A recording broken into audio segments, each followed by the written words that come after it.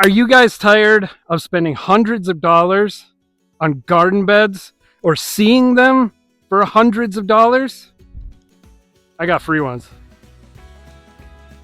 I'm going to show you how to do them for free or very cheap.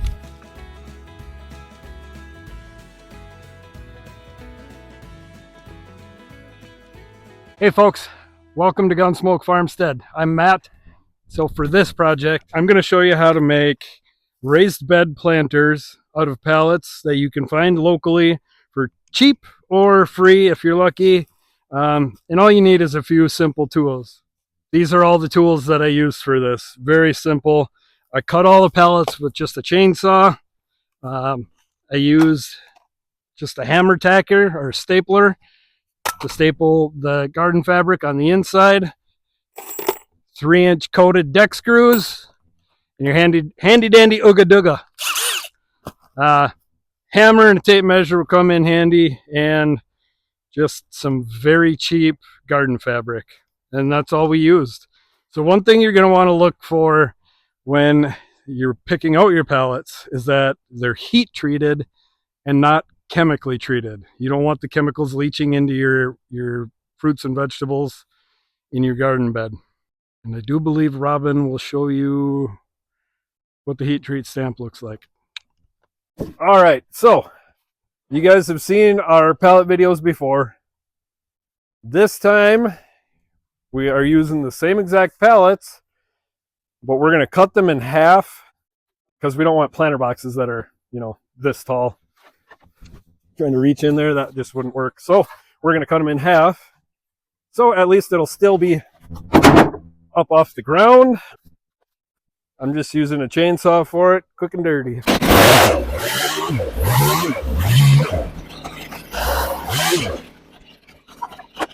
All right, so if you notice, I'm not measuring any of these.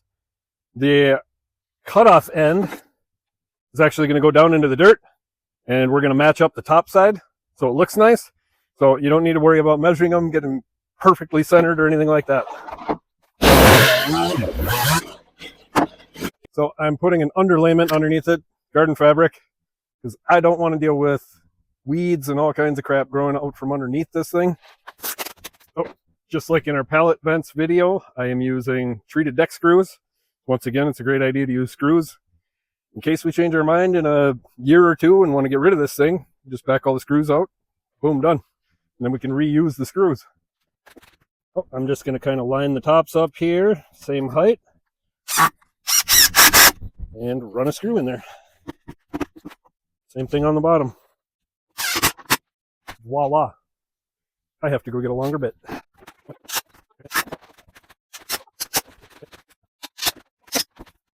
See, just lining up the top.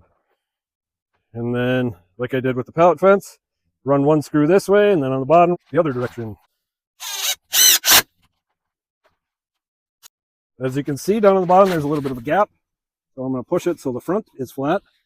Then I'm just going to lift up a little bit. One more gap.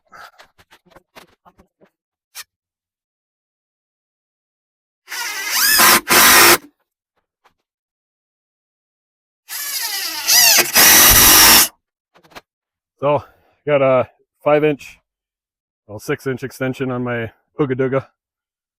That way I can reach in between the slats. That's helpful. There we go. One down.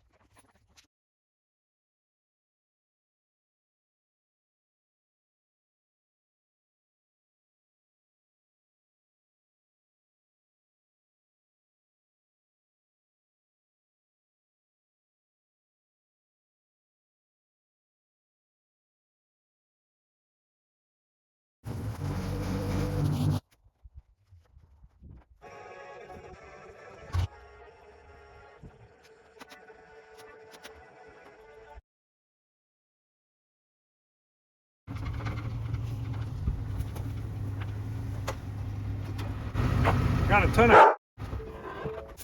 So this is the last piece of the puzzle for our newly made garden beds, garden planters.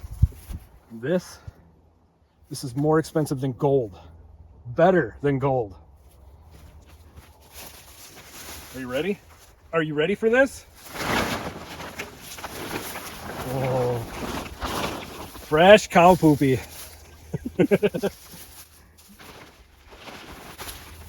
That is black gold right there, ladies and gentlemen. We have our beds built. We replaced that old greenhouse tunnel. We just used cattle panels screwed onto the inside of these two pallet beds. So now we're going to put a layer of garden fabric on the inside. And the reason we're doing that is to keep all of our material from falling out through the gaps in the sides here. So I'm just using, this is just extremely cheap garden fabric and a hammer tacker stapler. You can use any kind of stapler you want.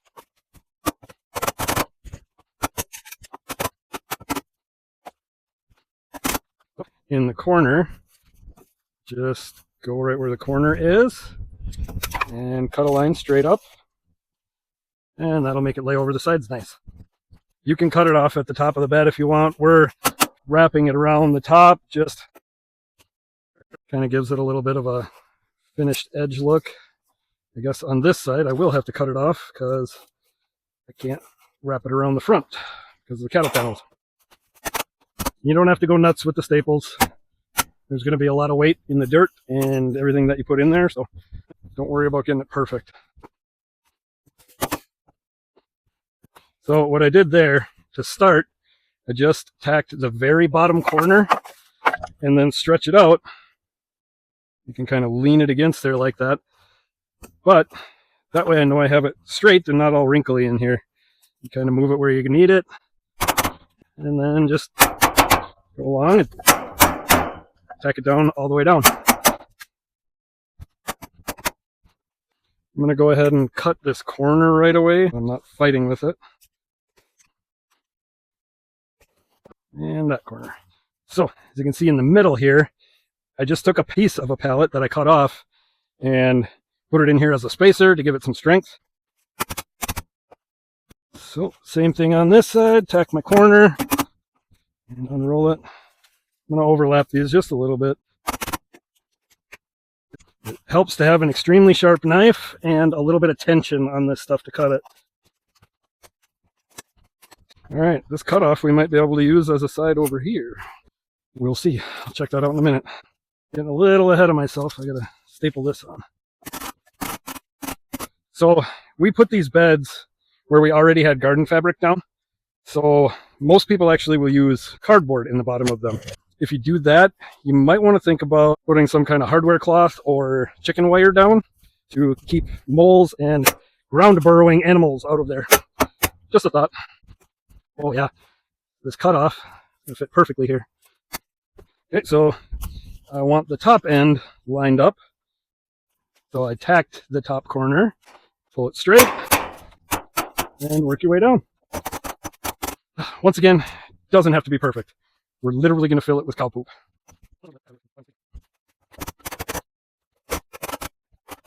All right, so now these are lined and ready to start putting material in.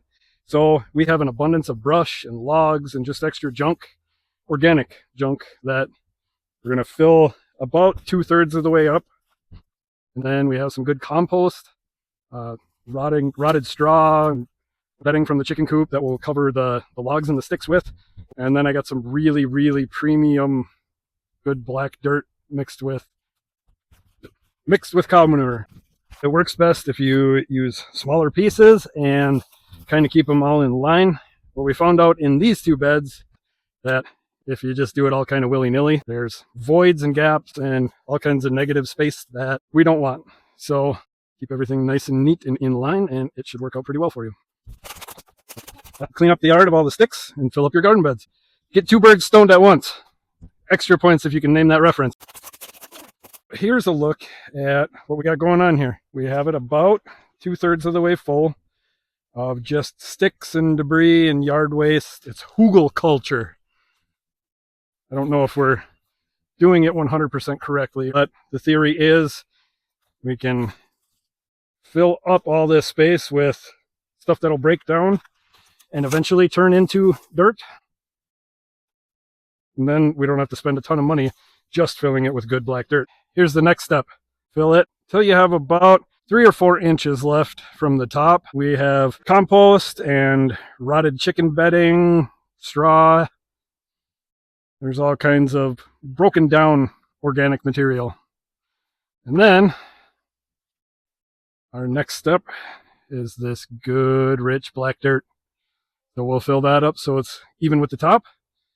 And then we're ready for planting. So here is the finished product. We are ready to plant in here. I do believe in this one we're going to be doing some sort of root vegetables. We have clay soil and those root vegetables don't like to grow in that hard packed clay. So these beds will be perfect for those root vegetables. Please excuse the mess. It is early spring here still in northern Minnesota.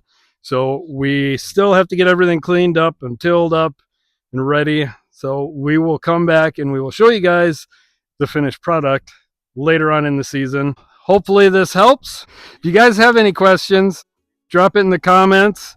And if you know anybody who's working on garden beds, please share it with them. And as always, don't forget to like and subscribe. We'll see you next time on GunSmoke.